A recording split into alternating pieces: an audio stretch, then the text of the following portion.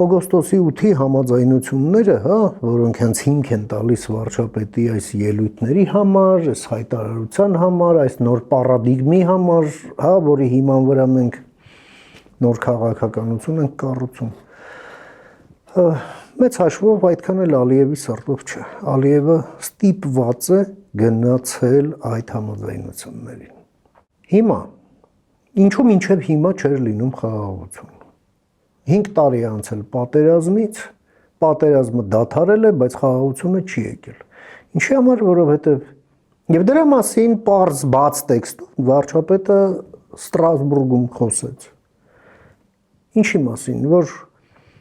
մեր դեմ վարվում է հիբրիդային պատերազմ եւ այդ 44 օրյա պատերազմն էլ այդ հիբրիդային պատերազմի մասն էր,